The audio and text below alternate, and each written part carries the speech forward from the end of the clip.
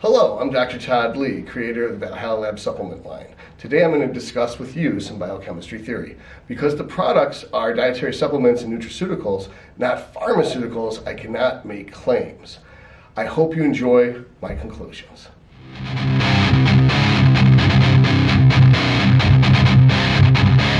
Go. Hello, I'm Dr. Todd Lee, newly minted IFBB Pro, and I'd like to talk to you today about warming up. A lot of people like to skip warming up, even in winter. They just walk in the gym, they hang their little keys up, and they go and they start benching right away with their max weight on the first set. That is wrong, and that will result in a rotator cuff injury and possibly surgery. So, I'm going to talk to you today about warming up. Warming up is boring. It sucks. You walk to the gym and you want to get started, you want to have fun doing something constructive, but instead you have to do all this garbage. Too bad, you got to do it. So I first suggest you get on the treadmill or the bike if it's leg day, or even stairs, and you warm up. You literally increase the temperature of your body. You get your blood pumping, you get your heart rate up. And you do it with a pump cover. Pump cover is Seth Feroci's term for sweatsuit. So sweatpants and a sweatshirt. Even in summer, it's not just to sweat out and get dry and have muscle cramps. That's not the point of it. The point of it is to increase the body temperature. And another part that's relevant to this is elbow sleeves and knee sleeves.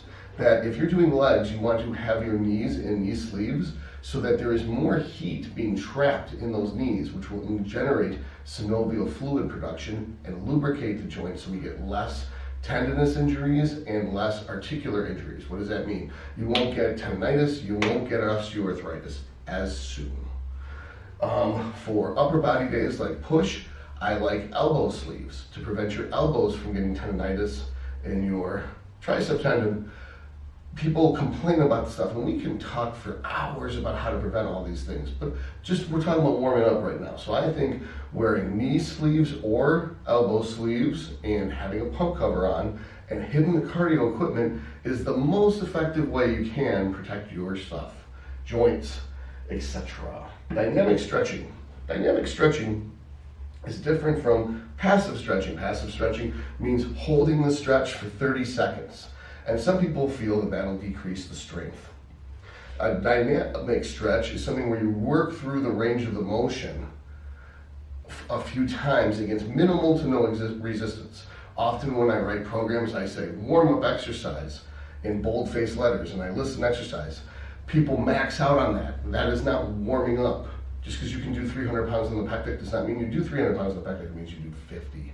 So for instance, we have body part specific movements.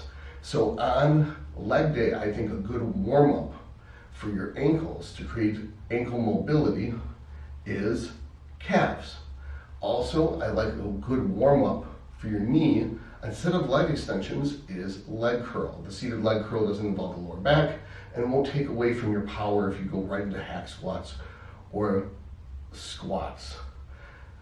I personally still use knee sleeves and do leg extensions after my seated leg curls, and then I still warm up with a leg press. So I'm warming up for a good hour or so before I ever get to a squat or a hack squat, which is my first set might be 3 hours into my workout. I'm not suggesting you do this, but as we've stated, I'm a professional and I'm 41 years old, so I want to make sure that my knees are as good now as they were when they're 20, and they'll be this good when I'm 60. So I'm doing everything right. Even if it's anal and excessive, I'm still going to do it right. If you want to make sure your joints last, then you can go to toddleemd.com, check out the mobility exercises, check out the exercises in the exercise library, and see how I perform these sets so that on my incline bench video, you can see how to not hurt your rotator cuff. On my squat video, you can see how to not hurt your lower back, how to not hurt your knees. Because to me, if you get injured, it doesn't matter how much you lifted, because now you got to take months off. The other thing to take into consideration is abs. People don't activate their core. I do a lot for my core. I might wear a waist girdle. I wear a women's extra small, women's small. That's how focused I am on keeping my waist tight and small while I'm training. I'm not saying you have to wear a waist girdle, especially even a woman's one. You might just wear a weight belt. But The internal weight belt is a transverse abdominis muscle. That's what you get with planks. You get planks when you do push-ups. So I think that it's important to work your transverse abdominis.